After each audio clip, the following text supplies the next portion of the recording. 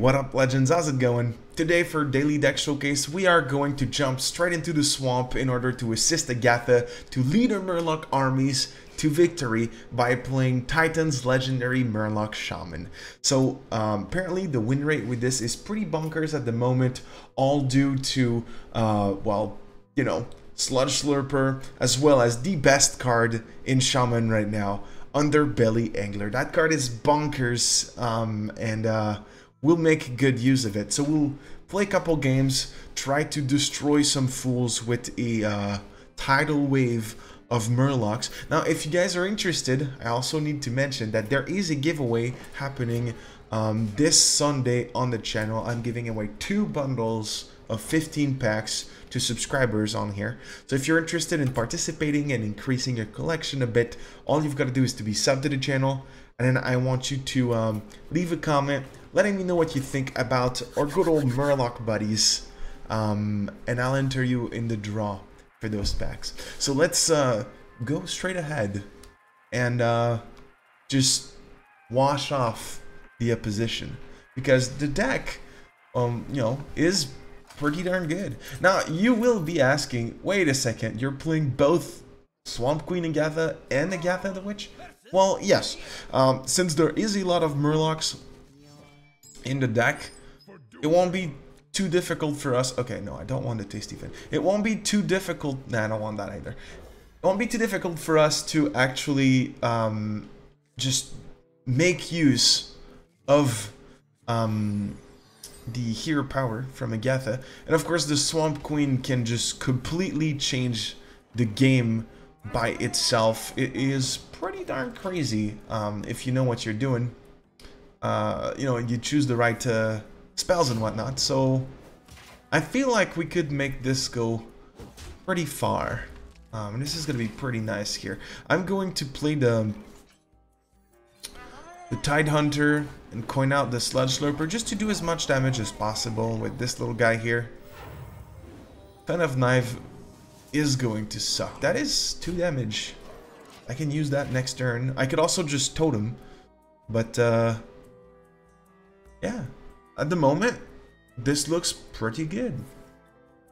Don't prep Fen of Knives, I would die. No, it's prep SI. Does he have a spell as well, or no? He does not. So I'll just go ahead and kill this guy. I don't want a 3-3 on the board. Next turn I have either the Ghostlight Angler, or, you know, 2 of them, or Tasty Fin, or a couple other options. So we'll see what we can do with that. But at the moment, my opponent seems to be quite aggressive towards me. I don't know if I like that or not. Ooh, we can wait a couple turns and combine Scargill with Ghostlight Angler. So I think I'm gonna play the Tasty Fin here. Well, also I could just get extra value from whatever Murloc we get out of Tasty Fin. So this could be good. And Scargill doesn't feel like it is necessary, but oh, come on, really? You're being that aggressive towards me? Don't appreciate that very much. I could draw 2 with Coldmaster and draw another 2 with the Murloc Tasty Fin. Oh, okay. Green Skin is going back in the hand. Well, in that case, I am going to just play the Amalgam, as well as 1 Ghostlight Angler. I just want to fill up the board as much as I can. Yes, I'm wasting the Echo on it, so it's just a 2-2.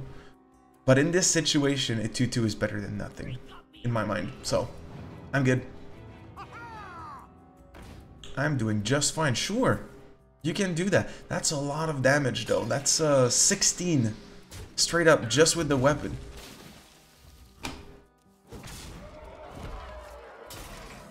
$16 just with the weapon. I believe I am going to Underbelly Angler.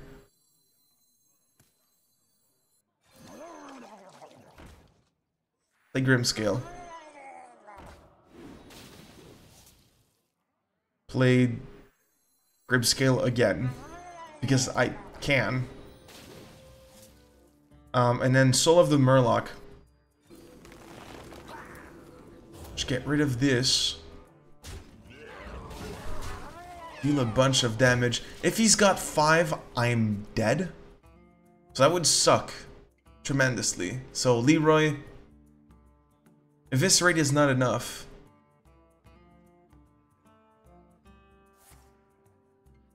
Prep. Edwin. Okay, we got him. Oh, hell yeah. That's what I'm talking about. Go ahead, my dude. Replay that, Edwin, and leave. Because you cannot stop the onslaught. You cannot stop the army of Murlocs. I really like Soul of the Murloc. It is a pretty decent card, and if you have more than 2 minions, so if you've got 3 or so minions on the board, while you play that, it already gets pretty decent value. Plus, it makes everything you have sticky. So any, you know, any Grimscale Oracle or Murloc War Leader that you have in hand has much more power to it, per se. Since you'll be, well, eventually you'll be able to just put it down and get the value from it directly. I'm going to just mulligan for a 1-drop, because it's important for me to get one. And we got it. That's awesome. Sweet. Okay, so let's go Tidecaller. Now, what I can do here is next turn play the Oracle and the Toxfin.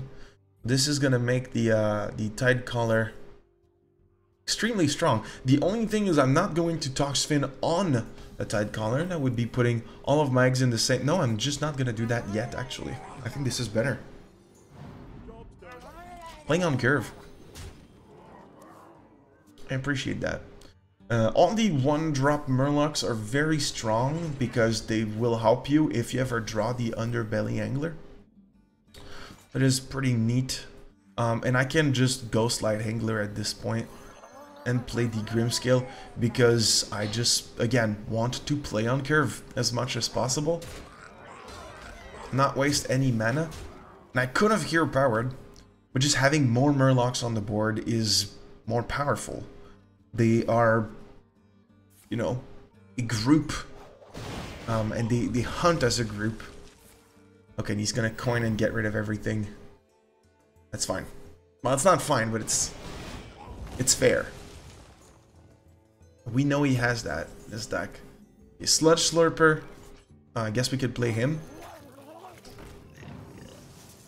Get the 2 damage Murloc. I mean Murloc. Kobold. I'll play the Lackey. I'll pass. This was a weak turn, to be completely honest. I think that a thing that you really need to do is... Well, now I have Scargill. Never fucking mind. Okay. Actually, never mind, because now I can just Ghostlight Angler, get a bunch of these guys on the board. Basically for free. I'll get 3. I'll get 3 of them. Alright, so we get rid of this. Easy. And then I'll just play 3 of them. Since all my Murlocs cost 1. So I think this is one of the most interesting combos, is just Scargill and Ghostlights. It's pretty good. Scargill and Murloc Tastyfin is also extremely powerful.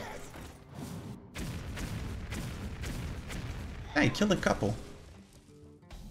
But is he dead? He could technically be dead. No? Let's see. That's 8, 9. No, I don't think he can be dead. So I'll just do this. And then I'll play the Knife Juggler and just get some knives flying towards him. It's gonna be really good. Bring the guy back down to 3 health. Brawl would be very effective, and so would the other Warpath. Alright. Oh, Ziliax is great too. Ziliax is excellent in a situation like this. Because I don't really have anything powerful to stop him from healing. But I'm gonna draw, so... He's gonna heal a lot, and he's gonna get a lot of armor. So I have to try to find a solution to all of this. Yep, he's gonna... Ouch.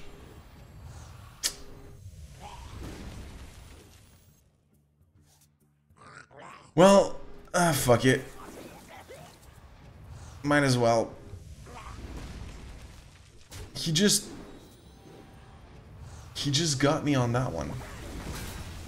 That's just a thing we'll agree to. I'll just get 2 knife jugglers down. Hope he doesn't have board clear. That was probably one of the best uses of Ziliax he could have done. That was really good. Spring Rocket keeps me from drawing more. It's excellent.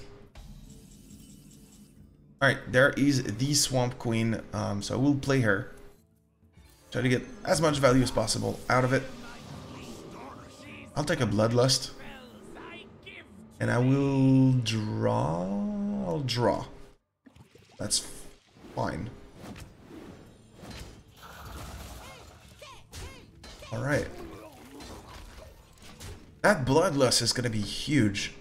Well, depending on how many things I have on the board left after he's done. But it could be huge. I'm assuming he's looking for an answer here. Like a brawl or something. Seems like these knife jugglers are kind of doing their job. I do like that. There's the brawl. Okay. So this is not as good anymore. Okay, keep a juggler on the board. One thing I'm going to do is just get as much damage in as I can. Yes, I'm drawing him cards. That's not the point. The point is I'm trying to be aggressive and I just need to put in as much damage as possible. Develop a board for me to actually use the horror on. Yeah, that's not actually that bad. Because this exists now and I can draw from that. And now it's bad. I'm just trying to set up for a good board clear. Well, I mean, a good combo with my... You know what I mean. But this is great, actually. Because now, I can refill 100%. Ooh, Scargill is good. Only if I get... Only if I get a Murloc that is... You know, more expensive than... Okay, like now. Now it's better.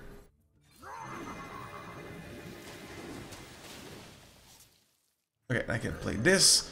So I just straight up refilled my board without actually losing anything. And that is where the Angler shines. It is insane. Because I still have a bunch of cards in hand. So even if he clears, I can still refill. Assuming he's gonna kill the Tidecaller. Right? Or the Oracle. Or this. I mean, he can go through a lot of stuff right now.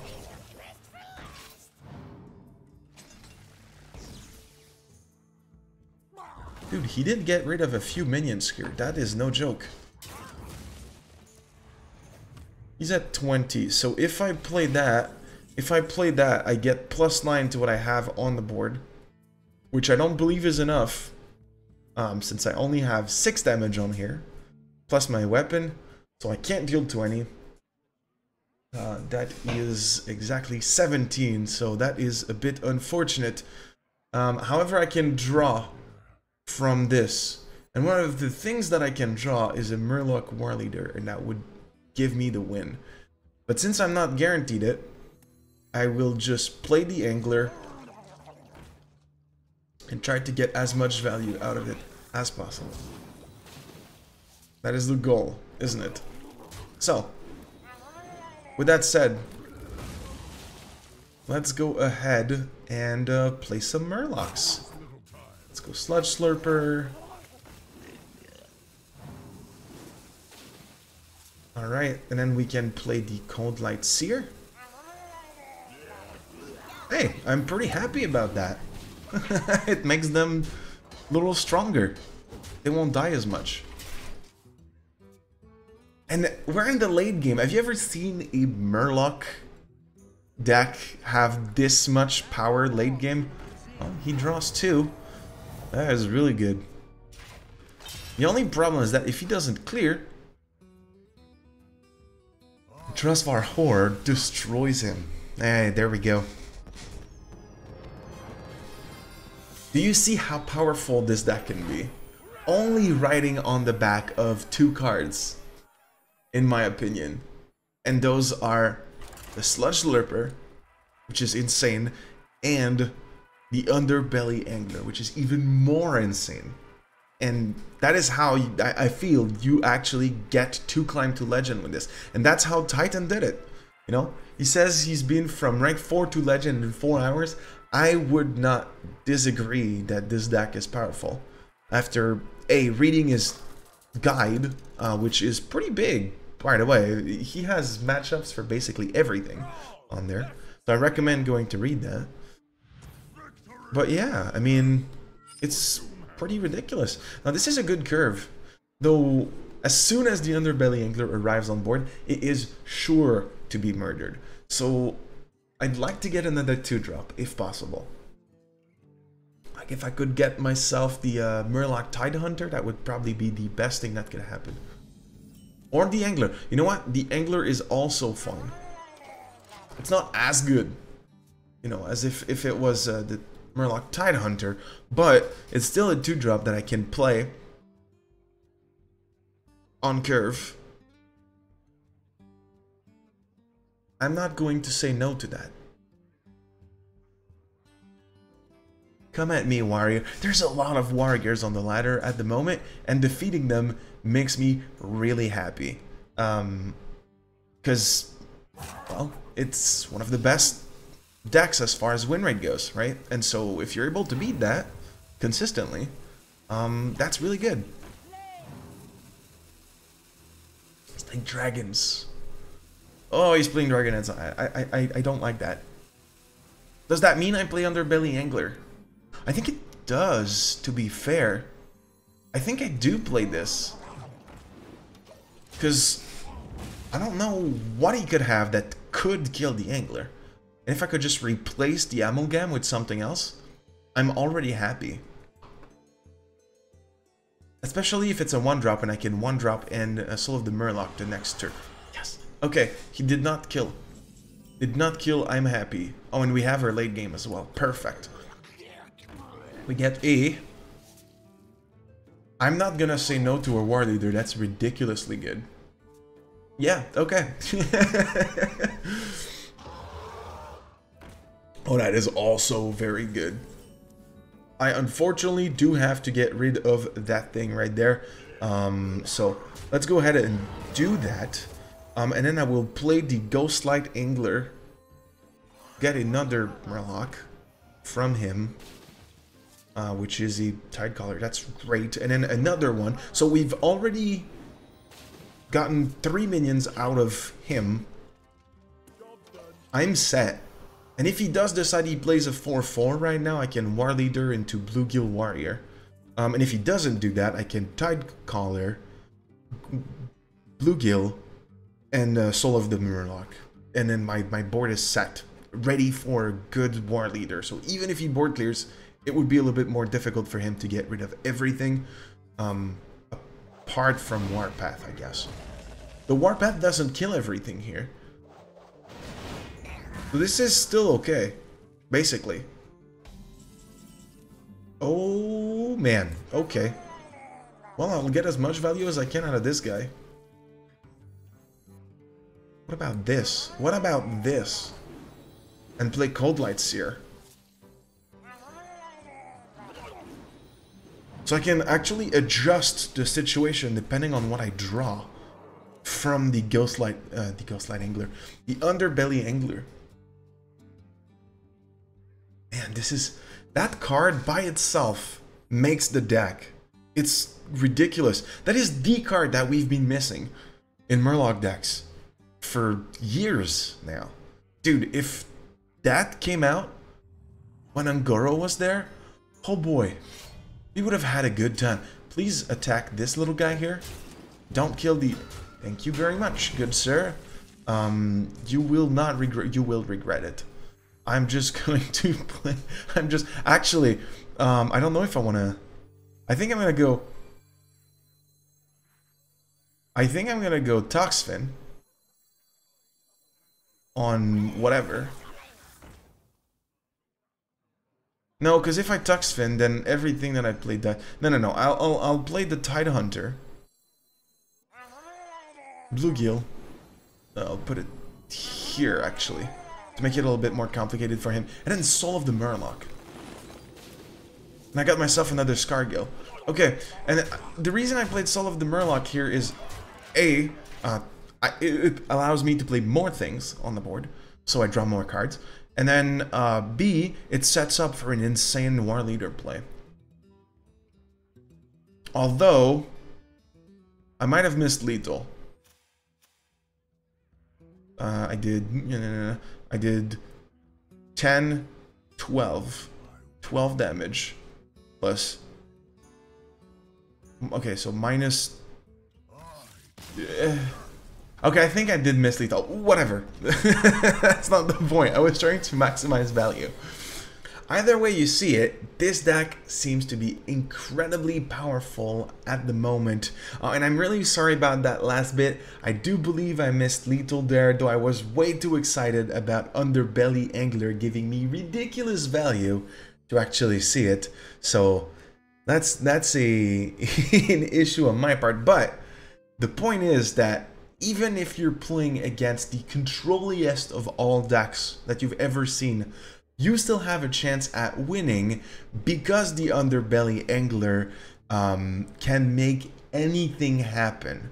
You could play a couple of Ghostlight Anglers with it and then just get 4 War Leaders. And then just proceed to destroy your opponent the turn afterwards. Everything's possible. And that is what makes me happy that Blizzard has printed this obviously absolutely busted card, but that doesn't matter because you are the one playing it, and well, it makes the deck just that much more fun. So that is pretty much it for me today. Thank you everyone for watching. Make sure to subscribe if you have not already, of course, and I'll see you guys in the next video. Thanks a lot. Bye bye.